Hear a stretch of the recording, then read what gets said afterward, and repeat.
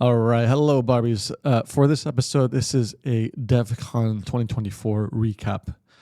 This was done over Squadcast with Justin, the co-founder of Quidli, and Chong, who is the founder of Team Rocket Research. Two of my friends in the crypto space. Both of us, me and Chong, have invested in Quidli. So as a disclaimer, we are definitely biased towards Quidli. And both Chong and Justin went to Devcon, the largest Ethereum conference in the world.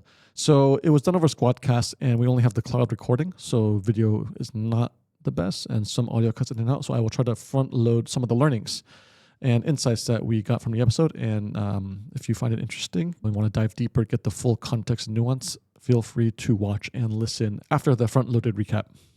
So about the Devcon conference, like I mentioned, this is for the Ethereum blockchain, right? We're talking about the quality cryptocurrencies in the world. Number one, OG Bitcoin. Number two, Ethereum.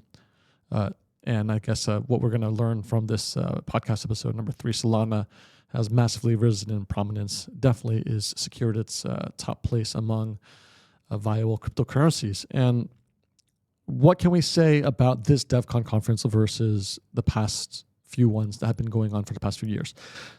It's getting larger and larger. This year was more than 20,000 attendees. There's a massive amount of increase of side events that was very noticeable for anyone who participated. And I think what's very interesting is that Ethereum is this huge draw for everyone in the crypto community as a mind share. There's a few things that are different with this conference. I think the macro backdrop is that for a long time, crypto felt like it was in this crypto winter. But going into the Devcon conference, we saw that Bitcoin was turning to 100,000. And by this point in time, if you're watching this, it's already well over 100,000. Broke that price ceiling, I guess you say.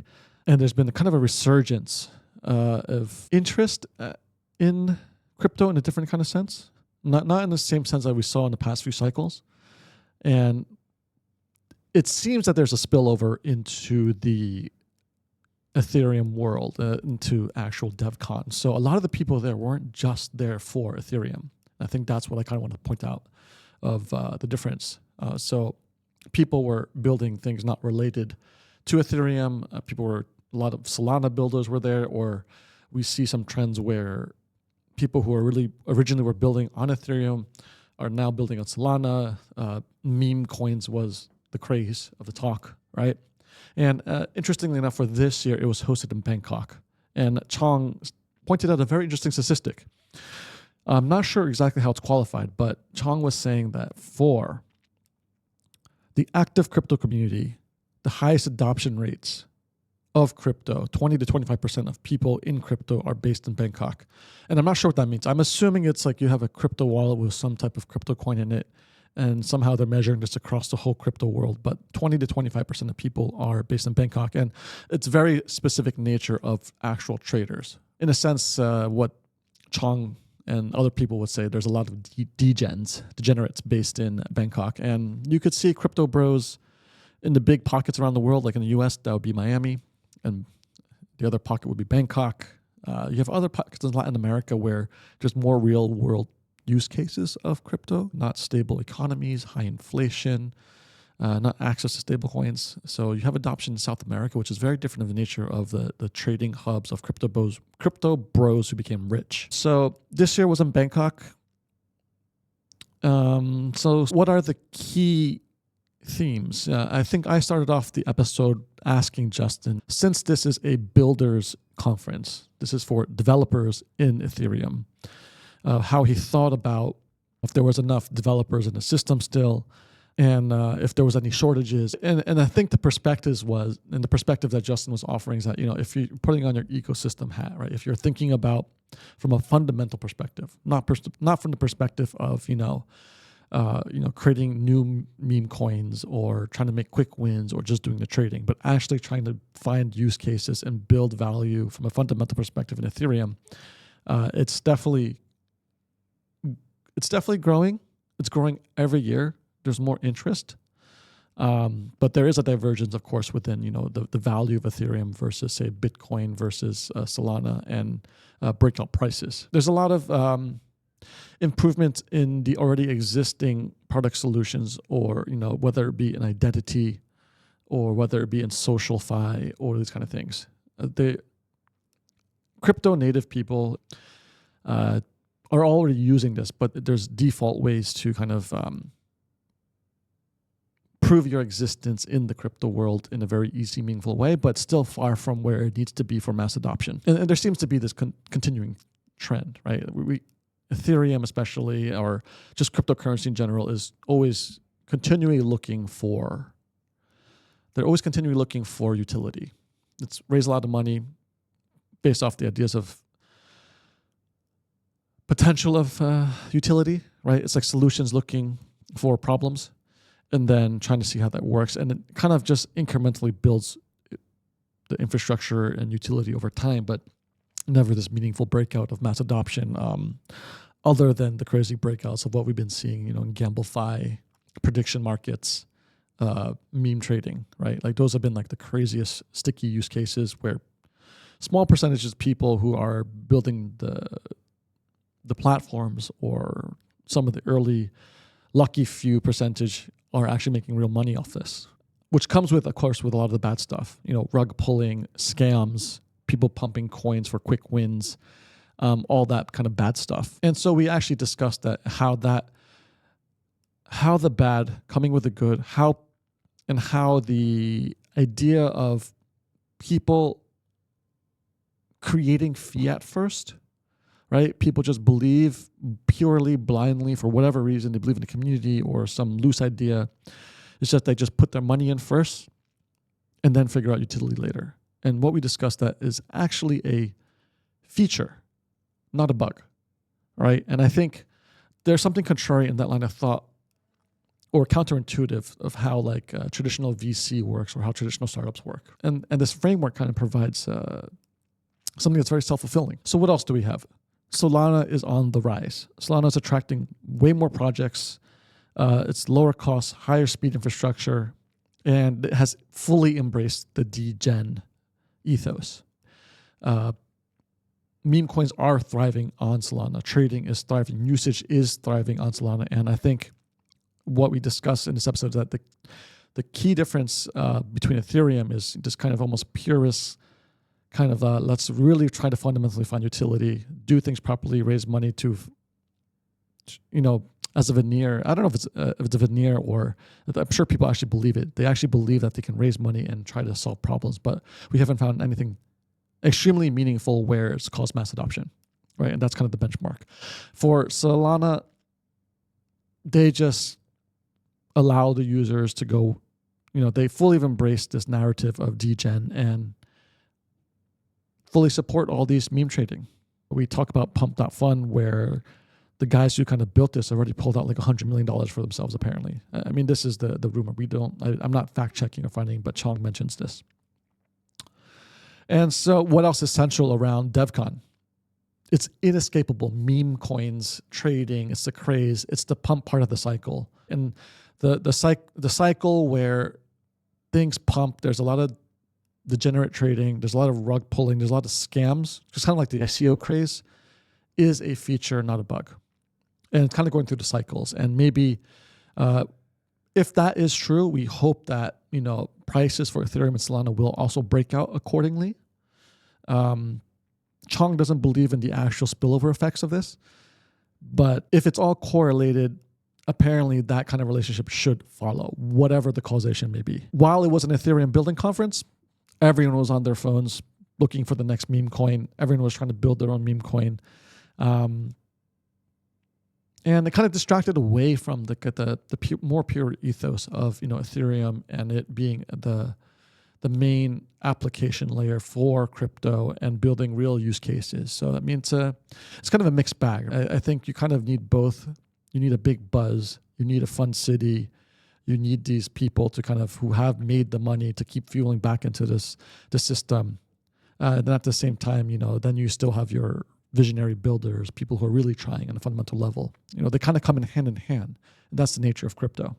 So meme coins was just inescapable. Another thing we talked about, regulation, very important, I think, coming into 2025, the new Trump administration, how that will be handled, the appointments that kind of will push regulation through, specifically about the Bitcoin Reserve Act that's going through Congress right now. I think it's going through the House. I'm not sure the latest update, but it goes through the House, needs to pass through the Senate, and of course, most likely, I think it would be a fair bet to say that Trump would sign it and pass it through. The largest economy in the world, passing actual legislation and real frameworks will help pave the foundation for further meaningful institutional movement into the crypto space. We talk about this, that crypto is already a $4 trillion market cap industry. And if you think about that, like that puts it in the top 5 stock market exchanges of the world in terms of market cap. I think that would be Shanghai or Shenzhen Exchange. No, sorry, I think it's Shenzhen Exchange and Hong Kong Exchange are at that market cap. And if you're putting it in terms of stock indices, the S&P 500 is only 10 times bigger than that. It's up there. It's bigger than the FTSE, I think, FTSE 100 in the UK. So crypto is here to stay, right? And more institutions are diversifying into this. More regulation, more institutional capital. If this keeps on snowballing, it will just become these worlds that kind of meld in. And I think crypto is just a technology that powers more finance. And of course, you have the splintering of DeFi, probably the mixing of traditional and on-rails technology, right? So we kind of talk about that as well. There were some predictions that we made. I think Chong mentioned that he believes centralized exchanges will die. The intersection of AI and crypto is vastly interesting in that you can just prompt a bot now, like a LLM bot, and it can create a coin for you instantaneously and list it on the blockchain. I suspect that would be Solana. So what AI is doing is bringing the speed to cryptocurrency launches, adoptions, trading, powering all this kind of stuff. And I did an episode I think a few years ago with Don Fan, and he talked about how he's contrarily bullish on ICOs and how that will change the world. And I think once we kind of get over the scammy phase and we get back into a more regular cycle rhythm,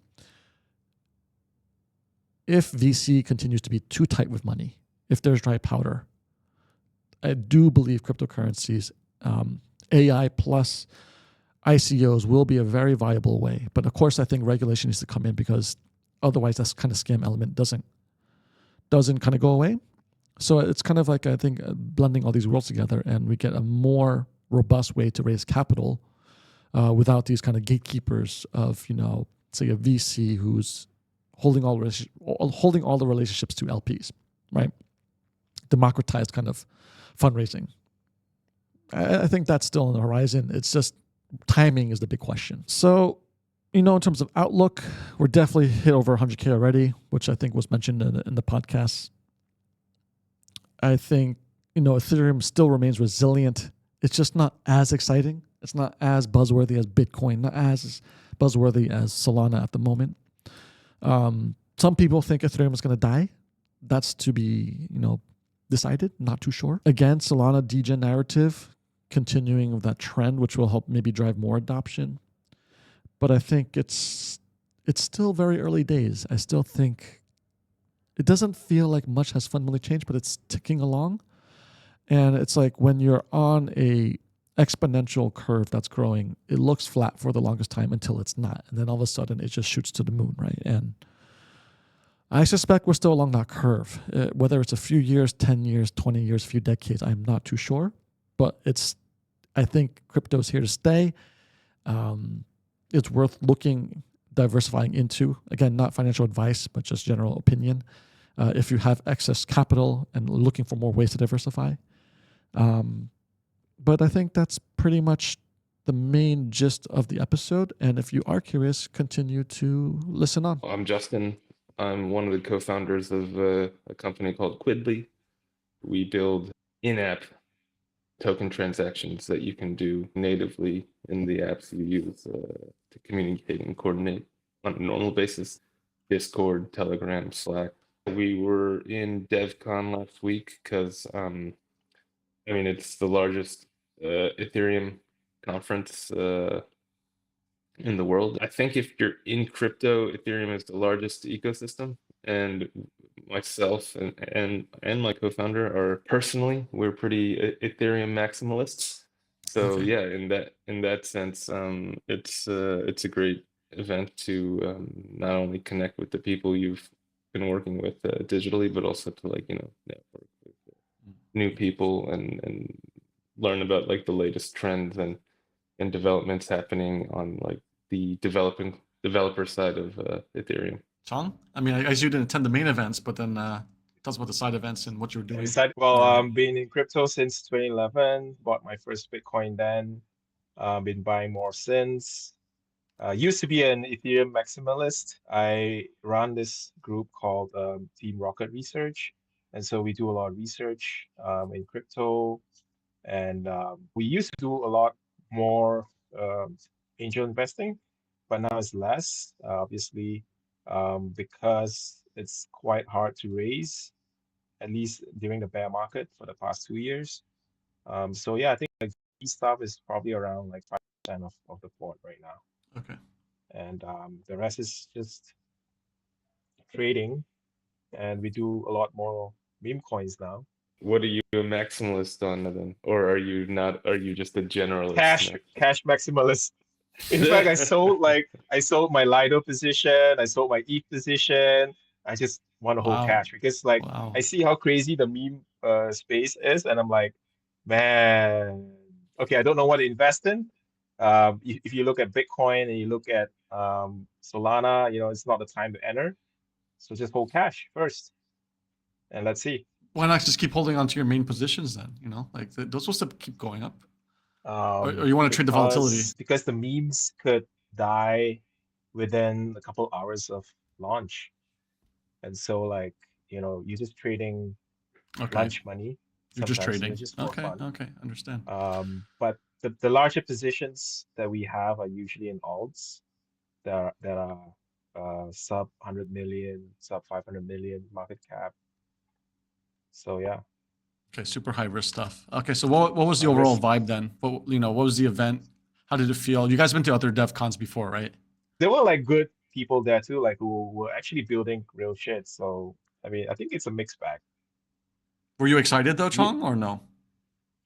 I was excited for first to meet Justin for the first time. Oh, sorry, you guys never met? Yeah, we met in real life for the first time. Okay. All right, Justin, what about for you? What was your take? How was the vibe overall? How does it compare to previous years? Like, what were the kind of things that stood out? Yeah, this is my third DevCon. It's definitely the biggest. It was definitely the biggest so far. So it's growing. I think I heard something like 20,000 people flew in for this. I don't know if that's all the main conference. I mean, like Chung mentioned, there's a bunch of a lot of side events as well. Yeah. So that could be. I think if anything, what was the biggest difference this year was just so many side events. I think DevCon is kind of becoming this focal point, not just for the Ethereum community, but for like just in Web3 crypto in general. And so yeah, side events were just kind of like all in, maybe a little out of control. In fact, there were just so many. I think some are even probably going on right now still. Some of these guys, they're not even building on ETH, like the side events, right? Like, oh, what chain you building on? Oh, I'm building my own chain, or I'm building on Solana. I'm like, dude, isn't this like DevCon? So yeah, it's supposed to be the Ethereum Developer Conference, but I mean, I think it just goes to show you how big of a developer mindshare Ethereum has in the space so far. I mean, not to say that Ethereum is the end all. Like it's still very early, and we don't know if this will be the chain that causes like mass adoption, whatever. That will bring more people into the blockchain space, but certainly it's the largest in terms of like developer mindshare today. So yeah, I think people just want to kind of leverage that critical mass, proximity to each other. Yeah. So the positive vibes growing, it's getting bigger, way more side I mean, events. Bangkok was an interesting choice. I think Southeast Asia, as Chung kind of hinted at, is I mean, I don't think he was saying just Southeast Asia, but it is a huge community of probably largely more on the trading side of things. Yeah, degenerates, Degens. people who have, Okay, you degens. know, who have traded crypto at least. I think in Yeah. Thailand it's like the figures putting it somewhere between 20 to 25% Wow. of the population who actually have crypto exposure. Wow. Mm. Yeah. So good. Like the previous one 2 years ago was in Bogota in Colombia, Okay. Yeah. Oh where wow. They apparently know how to pick the cities, man. Yeah, yeah, and That's, yeah. I think there's a reason behind it, right? yeah, you could tell. Bogota, There's a theme. well, like Latin Bangkok. America is interesting because they say that the Web3 adoption is largely because of people hedging against like It's massive local fundamental. currency inflation, right? Yeah, Yeah. exactly. Yeah, it's So you huge don't really have the degen kind of vibe. aspect. At least back then, I didn't feel it. Yeah, most people, if they were holding stuff, it was like Bitcoin or stable coins to, yeah, like you said, for fundamental reasons. But Southeast Asia, I think, like John said, is like more degen for sure. So, Interesting. yeah, like very interesting picks of cities to do it in. I think Bangkok was a great choice, and yeah, if what John said is true, 25%, that's significant, right? That's a Yeah. very Explains the vibe. part of exactly. Yeah. So Okay. good vibes. But And then also the yeah. weather, nice weather, especially right Yeah. now. It's like 1 degree here in Oh my France. God. Well, nice for you. For us, this is our life. So it's just sweating and hot all the time. But then for like, you know, the one of the common narratives we talked about before is that there is a dearth of developers. So is there any renewed hope that there's enough talent being attracted, is growing, enough people to really solve the right problems to keep pushing this industry forward? Is that like what you got for this time, or still that not enough people, very hard, very difficult? Good question. I mean, with markets pumping right now, I think like the entire token ecosystem is like, I don't know, maybe 4 trillion. Wow, is it really? Yeah, Shit. and I think each cycle more and more. I mean, the interesting, I mean, aside from all the degen and pump and dump kind of mechanics and stuff, like the interesting thing about like running money, running finance, fintech on crypto rails is like it is inherently internet native, right? So Yeah. I think there's a lot more optimization, efficiency, and even like greater distribution ultimately if you move kind of any sort of like digital activity and the finance aspect of it onto crypto.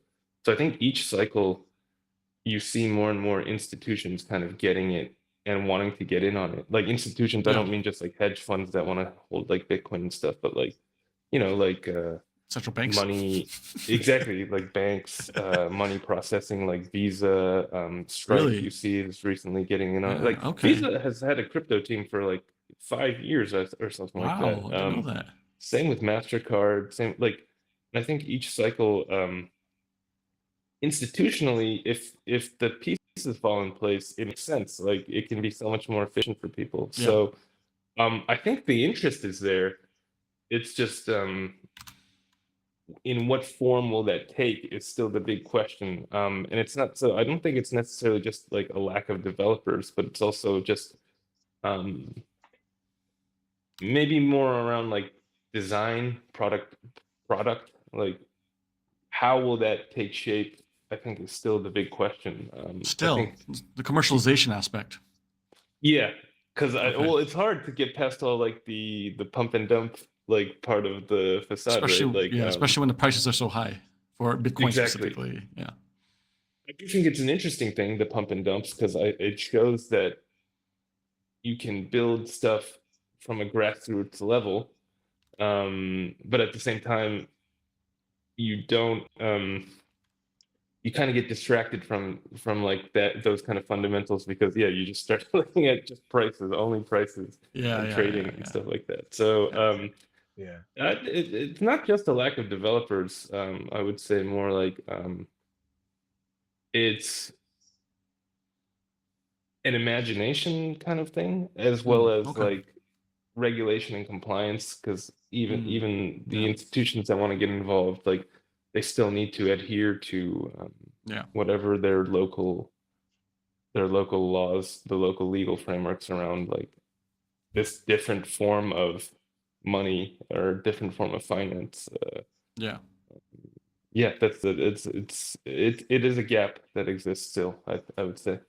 Okay, so because they all go hand in hand, like the regulation, the talent, the developers. I mean, and it's still, I mean, but like, I guess if I'm reading between the lines, it is getting better each year. It's getting bigger. There's more interest. Of course, it's coming with the bad, which always seems to be the theme in crypto. Like there's like two steps forward, but you're dragging along a lot of bad stuff with this, so seems you can get rid of that aspect. Chong, any comments on that? What about you? Do you see anything meaningful from the building side? Anything lacking or growing or getting better? So I had the privilege of speaking to quite a few people. I mean, like not only the Orange DAO event, but there was one, forgot what was the name, but anyway, I spoke to a few of those builders, and they're like, man, they're just talking about meme coins. Really? I mean, I get the vibes, right? Like if a certain meme coin, is worth more than your company's valuation, then it's like, okay, you start questioning everything. What the fuck am I doing here, man? I should be trading meme coins. I should be launching a meme coin, right? Like, I mean, I get that vibe. So it's really disheartening as well, like, because come from the generation, when you're talking mainly about utility. I mean, put it this way, right? Like when ICO was really hot, you were raising money on the back of utility, right? Like you're promising that, okay, the coin can be used for to do stuff. But now it's just like, okay, coin go up because coin go up. There's no utility at all. So I think hopefully there will be some kind of market correction soon. So that people come to the realization that utility is important, right? It's not only for the sake of making money or gambling. Is that true, Justin? That you feel that utilities out the window? When we last spoke back in September, it seemed to be we were moving out of this building phase, right? Money had been deployed and people were going to be building. Now we're looking for utility. But is utility out the window now, like a few months later on, because of all the prices pumping, or what's your take? I mean, it would depend on the token, right? If you're, I mean, look at ETH right now. I think there's a proven utility for Ethereum, the token, for the ETH, the token. Like the most most uses. Exactly. To run stuff on the network, you need it to pay through your transaction fees. Again, it really depends on the token. I think for meme coins in general, I would say it's acknowledged that the idea behind it is launch first, pump first, and then utility later. Which I think is, I mean, oddly, strangely, I think that's genuine for a lot of these meme coins. Like, I guess it would follow power laws though, right? Because I mean, like if you look at the top meme coins, the amount of stake is actually huge. We're talking like hundreds of billions of dollars for the top. I mean, even for retail like investors, speculators. I mean, the saying is that you ape first and you research later, right? But I mean, again, I recall like the ICO days, like you had to literally read the white paper, and if you're sold, then you kick in some ETH, right? And that's not the case right now. Now it's like, okay, which influencer is talking about the coin, and Yeah. But I mean, again, I even think with it's utility ones as well. I mean, like it's the same. Like it's but becoming it's it's quickly becoming the attention economy, right? attention. Yeah. No, I Yeah. think it's the attention. Like, absolutely, 100%. But I think it's acknowledged. Like, yeah, you're right. During the ICO times, you're kind of reverse engineering the use case, the utility for your tokens. Yeah. I think with this current phase of meme coins, it's kind of acknowledged that there's no immediate utility. Like, the utility is the community itself. Like, I use community usely because I think Yeah. just like with white papers, it's kind of a signal to be like, oh, community. Like, but in a Yeah. way, it actually is too, because among holders, you have kind of created this community, and holding that token gives you sort of that access, that right to be a part of that community. Yeah. Now, what you choose to do with that after, I think that kind of becomes like the big question for a lot of Yeah. these tokens. Um, for sure, like you said, Alex, like there's always going to be the bad cases where like the issuers either rug or like the project, or like Yeah. or somehow it legitimately does get hacked, like the treasury, Yeah. stuff like that. But for a lot of I mean, it is really like I saw a stat earlier this week where I think even though the year is not over, and it was benchmarked before that, at half of this year we had already issued more tokens in 6 months than we did all of 2023. Sounds like a So like repeat of the just cycle, right? well, Like, I mean, if anything, I think that's kind of the feature, not the bug. Like, yeah. I'm not saying that in a bad way, right? yeah, Because if you look at the price of Bitcoin, to me that seems more fundamental in the sense that that pump with the amount of volume, say 2023 versus now with the crazy prices, it's clearly not the same from a fundamental perspective. The pump is like maybe more institutional, more people are getting into it, right? Like the spot for Bitcoin ETFs were approved. There's the Bitcoin Act going through Congress right now. So, and I think that's like kind of like a fundamental base that's getting pushed higher, that's self-fulfilling. But then you look at ETH, right? ETH is not, it has more fundamental use cases, but the prices, it kind of correlates, but there's no way, there's no breakout. And then you look at Solana too, right? It's looking like ETH where there's way more like utility, but then also it's like also didn't break out. So, but people are talking a lot yeah. about Solana. So like there's these weird layers of like meme coin. It's kind of recycling as a feature, like you said, I but think then there's it's like a a different higher pump. phase. Yeah. Yeah, it's a different phase of the product life cycle.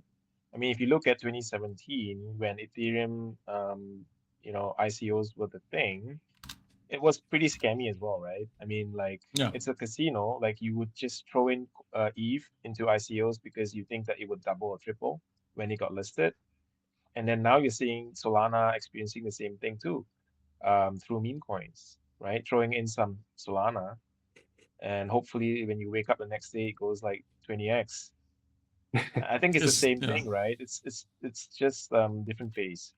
So I think like Interesting. hopefully the next cycle it'll be different for Solana. But I don't know how the next cycle or how this cycle will play out for ETH. I really have no idea. So are we Well, transitioning? Sorry, go ahead. Go ahead. well, the one thing I would differentiate there is I think Solana has embraced the degen narrative. Like, I think that's the big difference. Like, Yeah. their whole point is, especially with the way what's driving Solana right now is I'm sure Sean is aware. I don't know about you, Alex. Like, Pump.Fun. Don't know. It's basically a dApp that lets you Pump create coins. tokens very quickly. Yeah. It's a And there's like token mechanism. I factory. think there's like a bonding curve to like release the tokens when like a certain number of like people have bought. I don't know. I'm not too into the Solana ecosystem, so but I think one thing the builders on Solana have done well is really tap into that degen mindset. So it's kind of unabashed casino, Yeah. which is still cool. I mean, I don't like it, if they're openly doing that, like they're not lying to people, right? It, Yeah. the idea is like, here, like There's gamble. product market fit. Yeah. And I think with Ethereum, the ethos in the community, at least the stated preference is we're building like a more equal internet. We're building a more like open system. Right. Whether that's actually the revealed preference, hard to say. Okay. But I do think that's one big difference with like what's happening in Solana right now, where Solana is just like, look, we know people's revealed preference. We know people just want to like 2x, 3x, 5x, 10x their money. So I think that's the biggest thing on the Solana side of the narrative right now. How do you guys explain the amount of traded volume across these three coins? Like Bitcoin is the least amount, then of course ETH is of a magnitude higher, then Solana is like way higher, right? Is it because there's just more liquidity due to the structure of the coins, or like like if I understand what I'm reading the charts of price action, the coin versus USDT, like it's just order of magnitudes higher with these top three coins. So I don't know if you guys have any insights on that. On Bitcoin? Well, it's Bitcoin versus ETH versus Solana. I think like also like I think before we approach this question, it's also important to understand that a lot of the trading volume has been moved off the centralized exchanges. So like for Bitcoin and ETH, you have the ETF. I see. And then for ETH as well, you have the trading on chain, right? And on the Telegram bots and whatnot. I see. And I mean, so I don't think that the centralized exchanges are dominant this time around. I don't think they are as dominant. So I'm not too sure if it matters. I see. The trading volume, or if it's just like a bot running it back and forth, like market making, right? Yeah. Interesting. That's certainly a big part of having a token, for better or for worse. Yeah. So I think like the exchanges are dying. Like eventually they would die, and you will see some dying off like by the end of this bull cycle. Really? You think so? Interesting. I think so. I mean, so one of the thought processes that we have, right? Like, I mean, this again is just observations, right? Like, why do SECs, centralized exchanges, go on the aggressive, like they have been very aggressively listing meme coins, for example. I mean, obviously, one of the reasons that you can think of is that these meme coins, they have a lot of followers, they have a lot of users. So you want to potentially onboard them, right, by listing it on the exchange. Second, hopefully that when they onboard and they sell these tokens, they would maybe trade on the centralized exchanges. So yeah, I mean, that's why they're aggressively doing these things. But why are they aggressively doing this to begin with? It's because they have been bleeding throughout the bear market. No one's trading on that, and now you have people actively trading on Solana and on chain. It's incentive. And you see all these Telegram bots doing very well, like Banana Gun bot, for example.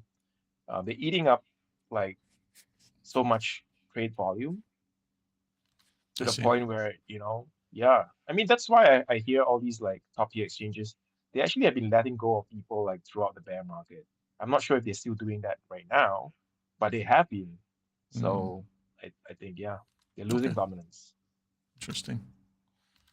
I mean, there's still like an entryway, right? If you're a newcomer who wants to trade meme coins on Solana, you're gonna have to get Solana from somewhere, right? Isn't a SEC still the best option? I think you will still have an account with Coinbase, for example, but it serves mainly as an on-ramp and off-ramp. You're not going to trade on it. If you take Thailand, for example, right? Like when you go to some of the top SECs, you can see the stable coin volume is actually the highest versus every other pairs. So there's a reason for that, right? People are on-ramping and off-ramping. Yeah, makes sense. Are we at top, Chang? Should I be rotating back into stables? Yes, tell us the secrets. And in hindsight, should have bought Solana, right? I mean, but is now the time to rotate back into stables, or still time to play? Time to rotate back into Ethereum, right? Because it's lagging. Yeah, and you are an ETH yeah. maximalist, so you have to do that. Yeah. For sure. I mean, even if you hold maximalist opinions, like it's clear that ETH has not experienced what Bitcoin has been like. Bitcoin has been like ripping off faces right Right. this Yeah. past few weeks. Yeah. But It's gonna hit if the 100K. startups if startups in this space, were to have any hope, I think Ethereum has to move. It in should order for all. correlate, right? It should follow. There should be some Yeah, I think- breakout. Yeah, I think ETH has to move because I think majority of retail funds, unfortunately, they're stuck in ETH, and so there's no wealth effect. So the wealth effect will only be created when ETH actually starts to move. You think? Yeah. I mean, I'm not much of a trader, honestly. But certainly the trend tends to be Bitcoin, then alts. Yeah. Correct. And we haven't really seen ETH as part of that alt growth. Like there have been some breakout alts this cycle, like Sui. What else? Even Cardano, like ADA has pumped a little bit due to like that Trump effect kind of stuff. But ETH seems to be lagging a bit in terms Yeah, we have our of theory on price Cardano, but action. we'll not mention it here. Yeah, well, because I was when we were talking back in September, I was looking at the price consolidation in Bitcoin, and I was wondering what would be a fundamental breakthrough, but it really wasn't. It's just pure sentiment. It's just, I mean, of course, maybe more institutional money is coming through, and maybe there will be this cascading effect then, right, where they need to diversify down if they want to keep being on chain. So hopefully maybe there's nothing fundamental other than the fact that there's spillover effect. I don't think so. I don't think that. No? I don't think if you're allocated and if your institution you're allocated into Bitcoin, that there will be a cascading effect Yeah. into other coins simply because they have no access to it and they have mandates as well, right? Like at most they can do is allocate into ETH. Yeah, correct. But if you're a large fund, I don't think you'll go into the trenches this time around. I mean, what are you going to invest into, right? So I'm just wondering like what the VCs would do. Maybe hopefully they will pump their bags before the cycle ends. Because so many VCs are invested into GameFi because they believe that it will drive adoption, but apparently gambling coins are driving adoption, right? Like gambling and Pump.Fun coins. Still. Okay. And So if you've made a huge bag anyways in gambling, you gotta continue gambling, right? And so like that's why you see Solana prices going up. That's the wealth effect there, right? It doesn't really seem to me that even with this price action, nothing that fundamental has changed. And does that mean we're still going to persist in this kind of crypto winter, or are we coming out of it? What do you mean by fundamental has changed? Like nothing fundamental has changed. We're still looking for utility. I don't know. Is like anything massively changed within ETH from like that you learned in Devcon from like a few months ago that's gonna drastically change the trajectory of it, like of mass adoption? Oh, right. Has it changed sentiment for more investing? Like, is anything like really moved anything? I mean, if I put on my ecosystem hat and not just talk about like price Yes, action please, and stuff like please that. do. Is it the Farcaster ecosystem? Yeah, I will. It would be part of it. I would say something that's changed a lot in terms of more utility outside of just trading or like finance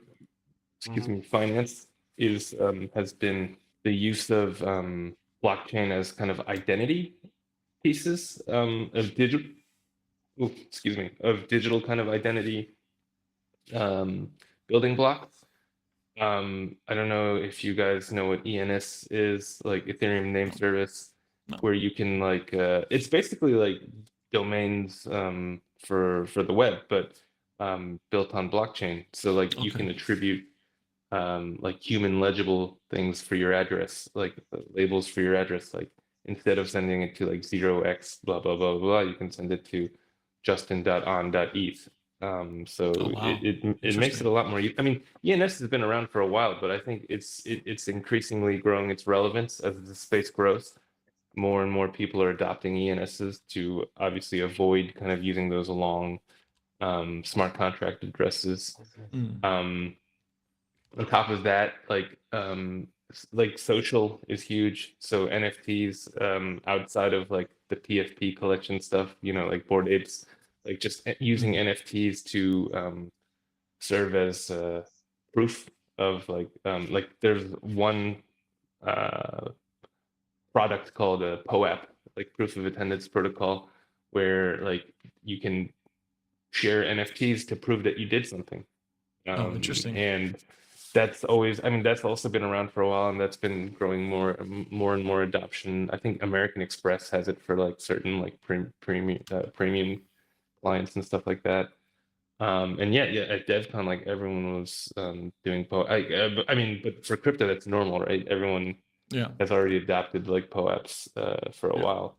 And then, as Chang mentioned, not just Farcaster, but like just social in general being built on top of like your identity being built on a smart contract to serve as like your representation in an on-chain world.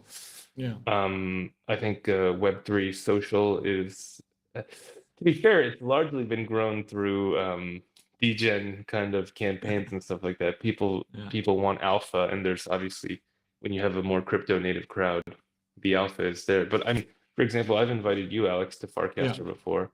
Yeah. And like Farcaster is an example of a blockchain-based social network. Your accounts are smart contracts. It's kind of like the current leading iteration that's been built on top of it. It's like a Twitter clone, a Twitter/Reddit clone.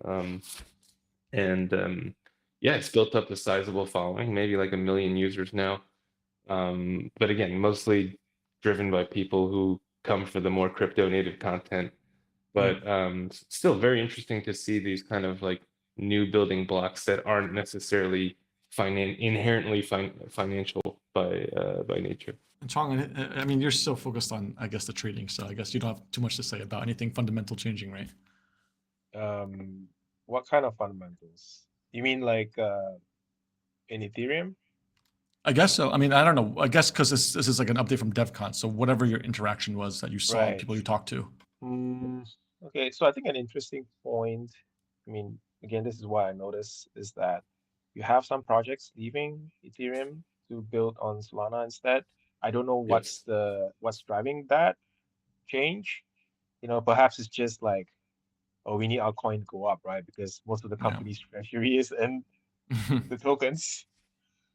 I'm not surprised looking at, I mean, that from a financial perspective, right? But I think Ethereum still has a strong following, especially if you're building in decentralized finance. It's very hard to deny that Ethereum is safe.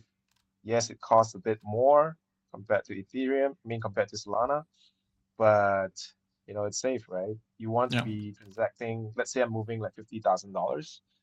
I want it to reach there, right? Yeah. So it still has its appeal. However, I think because of the Ethereum prices, as as of today, I think it's $3,400 or $3,300. You don't have a lot of money being locked up, in the space. In fact, I don't think the TVL, total value locked in Ethereum ecosystem, has broke all-time highs yet. No. So you need that kind of wealth effect, like for DeFi protocols to prosper. And if you have this money sucking activity going on Solana, right? It's gonna Zero be harder, sum. right? It's pretty zero sum, I guess. Yeah, the inflow to Solana has been huge. I'd say like even what we're building at Quidli, even though it's a bit financial, at the same time, we can't deny. I think the bulk of our usage is coming from Ethereum and EVM networks, but more and more we're seeing activity growing on the Solana side, and so I do agree with Chung there, where like people will go where the value goes. And right now, I think there's just a lot of value accrual happening on Solana. Does that mean you have to open more? Do you have to open Solana for Quidli as well then, or like how does that? We already have actually, Okay. but still, I think the one thing, if I can say one thing about the Ethereum community, it's pretty resilient. People are, as it grows, I think Ethereum was never inherently cypherpunk. Like Bitcoin is cypherpunk. These are like the political kind of anarchists, like crypto anarchists, like fuck the government, we don't trust the banks kind of people. Ethereum has that a little bit, but it's also been more kind of like, okay, let's build applications. And so as that community grows wider, it's not just like the core builders anymore, but like more people who've come from like the Web 2 world, like me. I think you see people that are willing to make more compromises in the architecture, and I don't say that negatively. I think that's kind of what's necessary to make any kind of technology adoptable. So that's what we do at Quidli, for example, for trying to like embed Web3 transactions in your Web 2 apps. And I think more people that can imagine those compromises and implement those compromises. That is something I think I'm very bullish on Ethereum, on the Ethereum community. For you just have a lot more people who are willing to try to build products that people use. I think maybe with what's happened with the growth that's happened on Solana, that maybe that'll happen at some point on Solana as well. But as Chang mentioned earlier, I think Solana is really in its like kind It's of going through its phase. It's got to go through it. phase at the moment. Yeah. It's got to go through it. It's got to mature a bit, maybe. Then maybe some value will come out of it. So what was the most exciting thing then? Like what stood out the most out of the whole kind of conference, side events, everything? For me, at least, I would say I mean, maybe because it's the topics I'm interested in, but it seemed like the topics that had the biggest kind of following or traction is L2s for sure. I think people are still trying to build more L2s on top of Ethereum. Like Ethereum is the settlement layer, and L2s need to be where apps are built. But it doesn't seem to be consolidating on any L2 in particular. It seems like more and more people want to build their own app chains specific to their own use cases. So, I mean, as that infrastructure has become more accessible and cheaper, I think you're gonna see, I don't think we're gonna see a slowdown of like new chains being launched anytime soon, even if people have been like questioning their efficacy. Same with account abstraction, like making wallets much more like human understandable. Whereas right now it's really been like a crypto native experience. I think wallets are with account abstraction are increasingly trying to make the experience like anyone can, like kind of like Phantom on Solana. Like it's easy enough where normies have like been willing to go on that learning curve to trade. And I think more experiences like that in wallets need to come through account abstraction in order to convince more normal people to engage in like Web3 interactions, Web3 transactions. What about Chong? What was the best side event you saw? What were you most excited about, aside meme coins? Excited to see Justin. We had drinks. You sound pretty jaded about the whole event. Is this just another cycle for you? I wasn't too excited about the side events. I didn't go to the main event. I mean, again, I have like bad experiences attending all these events in the past. So there was one that I went to in Korea in 2018, $1,000 per ticket. Wow. The event was like 25% filled. I was like, what the fuck? And then the last minute, they cut the price of the ticket in half. I was like, wow. Wow. I see. Man, phenomenal. Was that KBW? No, it's not Korean Blockchain Week. It's Block Seoul.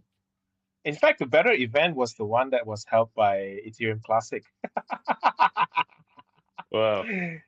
At that time, it was like, I think Barry Silbert was there.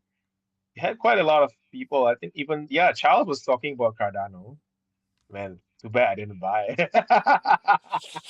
But yeah, I mean, so Yeah. this time around, um, I think the event, I mean, in terms of like the tech and things that people are building, it felt like people are trying to build what worked in the previous cycle. A few of those that I spoke to, like they're trying to launch AMMs, like really? And then another guy was trying to launch his, I don't know, side chain or something. I mean, so, I mean, there's nothing new, right? Um, Interesting. Oh, so I failed, I I failed to get inspired, to be fair. I don't know if I'm inspired by it, but that was also kind of huge mind share at the conference. AI tokens. Oh yeah. So How's that trend? well, so before the AI tokens were like I mean AI tokens have always been around with tokens, right? The Yeah. idea is like this would be the utility would be it's the way to kind of pay for transactions to run like instances or any kind of like modeling around like what you need artificial intelligence for. But this time around, it's not that. It's actually tokens generated by AI. Oh, Like interesting. so, Okay. people have just made the process It's been way like easier then. yes, like one meta right now on Farcaster is you can just post the sort of token you want in an image and tag the AI and And he'll your do it for token you. is launched. Yeah, exactly. Wow. And they've well, did you see the thing with Mark Andreessen, Goatsy? No, what happened? Basically there was an AI bot on Twitter, like just a Twitter account that's run through like an LLM. I think he gave it 1 Bitcoin. He sent it 1 Bitcoin, Wow. and asked him to make a token around it or something like that. Maybe I'm getting the story wrong, but basically he sent the bot a Bitcoin to make a token. For some reason, the bot was like obsessed with this goat meme, and so he launched the token with the goat. It's called Oh Goatsy wow. or something like that. Okay. And yeah, the market cap like grew to like 2 million in like a couple hours or something like that. And Crazy. ever since then, that's just kicked off a wave of getting like bots to build tokens Mm. themselves. And so even on Farcaster, there was a bot that was launched. And obviously people started like poking at it, like, oh, can you launch a token? Like here, like what do you think about a token with these kind of characteristics? And right Wow. now, like there's like an AI token like meta that's just huge right now where people are just launching tokens left and right. I think Yeah. like a few hundred tokens have been launched this past week. It's crazy. I mean, like And that's that. Yeah. Go ahead. even at DevCon, like that's what I mean. If for me, like it was one of the few times I was off my phone, but for a lot of people, they were just constantly on their phones trying to see what like the next token would be. Interesting. I mean, that seems to be the like one of the promises of AI, right? It just inherently makes things more efficient or speeds up things, right? As a technical like a technology layer that integrates into things. So it's kind of interesting that maybe that just widens even more access to I don't know what kind of ecosystem that would even lead to, but it's an interesting kind of trend that you pointed out, I guess. So Yeah. Yeah, yeah. Actually, on that point, it's quite interesting that you were pointing out about the AI bots, AI memes and stuff. In fact, it proves a very important point, right? Which is you don't really have to be early to the game to actually be successful, because like if you recall, there was this AI um, being or whatever as well called Jim, Jim. I think it was like more than a year ago. Basically, it would reply to you as well on Twitter, and then somehow its Twitter got banned, and then its coin went to almost zero. yeah. So that was like more than a year ago. And then you also have like, and again, we invested in all these things, right? Like Gym, AI, and then we invested in another coin called Espresso. and another one called SaintBot, essentially allows people to launch their own coins on Telegram. That was also a year ago, and we saw this thing happening, but man, we didn't make money, right? Because these guys went to zero. So you don't really have to be first, but you have to No. be easy enough for people to use, right? Yeah. And then it'll take off, right? Sometimes it's timing, sometimes it's like Yeah. user experience. So No, totally agree. yeah. And that's not just a Web3 thing, right? That's like building products in general. Like, Yeah, that's true. Yeah. I mean, Yeah. Pump.Fun came pretty late as well in the cycle. And at first, like people like, what's this bullshit, right? Buying like going degenerate or what? And then, they started to pump up coins, and then, people started to make their gains, and yeah, the rest was history, right? Self-fulfilling. Yeah. yeah, those guys built a pretty crazy product for sure. Yeah, I think the owners of Pump.Fun, they must have cashed out like 150 million and up already. Jesus, by that's now crazy. in profits. Justin, what are you doing, huh? Justin, huh? What's going on, buddy? Yeah, need to build a casino. Correct. Any interesting main events or speakers that you heard? Anything insightful that we could probably take away overall for the event from, I don't know, anyone worthwhile of our time? I mean, as always, like Vitalik spoke like a ton. Yeah. I think he's definitely taking on ownership of trying to steward Ethereum towards like a good place.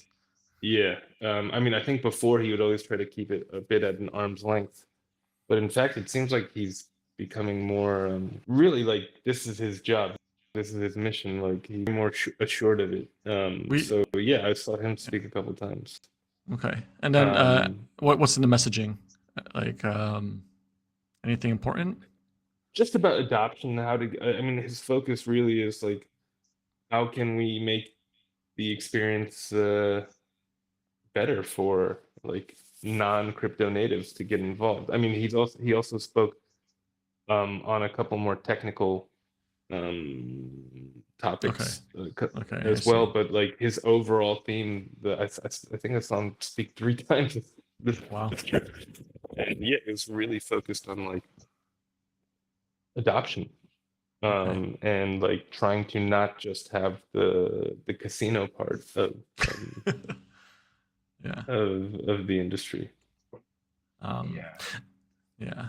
It almost feels like that's been the main, what the drumbeat has always been though, right? But I guess there's a lot of nuance that comes with it. Things do improve over time.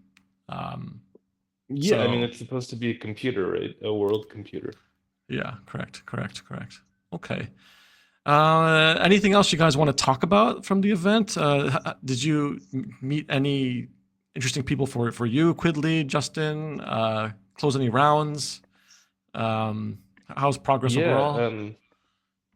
I mean, it's always good to connect with our existing users. A lot of them are crypto companies, token companies, so they attend as well. Similarly, always great opportunity with the critical mass to try to acquire new users. Spent a lot of time talking to new token companies. Hopefully we can get them on board. Similarly on the investment side of things, had the opportunity to meet with lots of investors. Hopefully the market's pumping, give them more conviction to aggressively write checks again. Well, they're gonna miss out, right? They already missed out on the first leg up on Bitcoin, so you need to filter on the Excel sheet and see which funds held the most Solana. Yeah.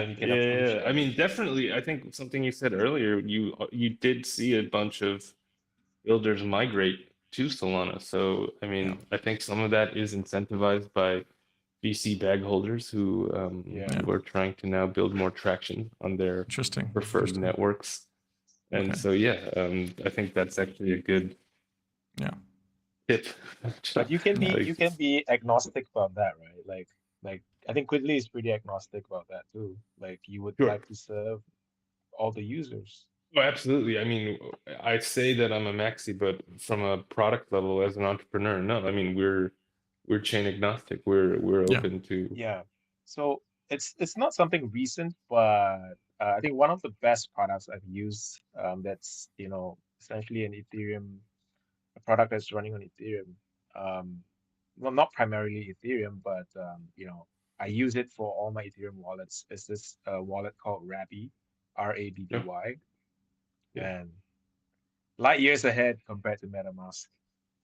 Mm. And people were like, "Oh, MetaMask is the king and stuff," but this is what happens when you fall into the default mode that okay, we are the best. There's no need to upgrade anything. But yeah, I mean, it's good to have competition, right? Sure. And I Yeah. think Rabby is like a great product. Um, yeah, great user experience, user interface, highly recommended. So then to close out, as we're going into the end of the year, we know we all spoke a few months ago. Is there any big major change that we can look forward to as we go to 2025? Bitcoin 100K. I think, yeah, it seems to be a given at this point, right? If you're looking at the Let's charts. not assume, right? It's like Yeah, 1K yeah, away. yeah. So, I think let's see what happens regulations wise. I think some clear set of regulations coming out of the US could have a huge impact. Yes, I think so. So Yeah. with this like transition into a next Trump administration, who knows? I mean, the guy's kind of like a cowboy, right? It's just all Yeah. over the place. So Yeah. if not sure we can hope for anything specific, but like let's see Yeah. what kind of let's see what kind of actions he has on the crypto side of things, because I think that could have a huge impact as well. Yeah. It seems to me as the industry keeps evolving, it becomes more clear that it's this kind of blending of worlds. Like the technology is just going to the existing institutions, and institutions is getting on chain, et cetera, and they kind of come Yeah. together. And so if this regulation unlock happens, it seems that DeFi is going to be the big on ramp. At least that's what it seems like, right? And that narrative seems to be very consistently progressing, lockstep, integrating into both worlds. So I don't know. Hopefully, it gets there, and then I think the government. biggest piece of regulation would be the SDR, right? The Strategic Bitcoin Reserve. Yes, yeah. That's going through So Congress right now. If that goes through, yeah. Yeah. Then So, maybe I mean, Justin's position to benefit from this big wave. I think all of us, hopefully. Hopefully. Okay. but there's no strategic Ethereum reserve. We'll get there. Okay. Yeah. All right, guys. Any final thoughts before we close out, or are we good? So you were talking about expectations for 25, right? Yeah. I don't know if it's too early, but I think we have, like, for me personally, I have a few expectations. So not only on the regulation side, but I feel regulations will be too late to affect crypto anyways, because it's very late. It's a very late part of the cycle right now. Yeah. I mean, some people are saying, oh, it's gonna last another year and stuff, but for me personally, and from our analysis, I think it probably ends by mid-year, Q1, I mean Q2 or Q3. But it really depends on how fast Bitcoin goes as well. Yeah. So like no amount of like, okay, if you're a builder now, you should raise as much money as you can, to basically ride the wave. But for newer projects, I don't think they have enough time to build, so they will wither and die. They will not raise any money. Yeah. Existing projects, I mean, you raise a lot of money, Okay. and launch a Yeah. coin now. Catch the meme Yeah, I mean, craze. like time is on your side because Yeah. you have already built and you have the traction. But for those who have no traction in pre-rev, you're gonna get fucked because you don't have enough time. Yeah, so I mean, on that note, yeah, I think it's very positive, right? So you're bullish into 2025. Yeah. I think Bitcoin will probably hit like 150, 160K, maybe more Wow. than that. Wow, 6-figure Bitcoin. Yeah. Yeah, man, you can. I remember like I was telling Eugene, my friend, my partner, I was telling him like in the early days when I first bought Bitcoin for like $70. I was like, I'm gonna change this for a house. He didn't believe me, and now it's happening. So But yeah, proving yeah. him wrong. But all that aside, like I think we all feel poor because who's making money from Bitcoin, right? Mm, I think Ethereum has to go up and hopefully it goes up because otherwise the ecosystem and whatever anyone's building, and even I think like fundraising as well, will be affected by the general prices of Ethereum. Um, so yeah. okay. But if there's Right. any movement, I think it will happen like soon by December, hopefully. Okay. And again, just to give you the good vibes, right? We are at all-time high for total market cap of crypto. Okay. 3.4 trillion, Yeah. potentially what, 8, 9, Justin? So there's a Nice. lot of room, right? Plenty of room. Plenty of room. Let's Yeah. go. All right. Go. I think as that rises over time, I think there'll be a lot more money coming in, and I think there will be a lot more money coming in on the Bitcoin mining side as well. People who are raising SPACs, to mine Bitcoin, Yeah. energy Interesting. companies mining Bitcoin, and all these things it's Makes going to be sense. huge, That makes right? sense. So like whoever's building around that ecosystem as well, it's going to stand to gain. Um, yeah, and I think it could be similar to the gold rush, like I think I don't know, sometime in the 80s or 90s, where you had a lot of SPACs, um, you know, buying over companies that do mining and then like taking it to listing in like for example the TSX in Canada. You have people making so much money doing this, and you're gonna have like empty specs again, like who claim to mine Bitcoin but they don't. But yeah, the Yeah. valuation is gonna go up, right? Yeah. So I think people are gonna get really excited about Bitcoin mining. And Interesting. then you have like, maybe tech companies who are actually going to so-called innovate, find a better way to mine Bitcoin efficiently.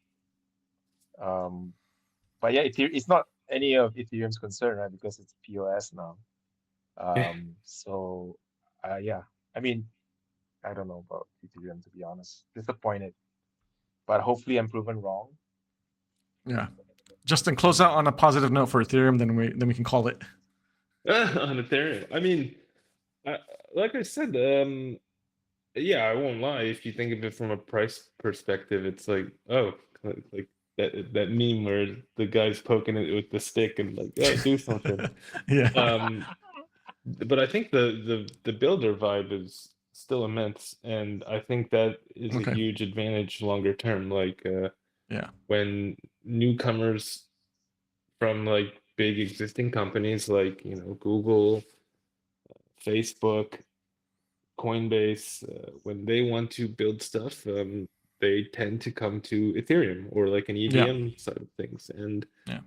that's not stopping anytime soon. And I think these sort of shots are what need to be taken in order to kind of crack that big mass adoption use case. And I think those vibes are highest on Ethereum today. And yeah, 2025, like more and more of my normie friends in tech who have transitioned into Web3. I mean that's increasing every year, and I think that won't stop in 2025 either. And so good at least builder year for sure.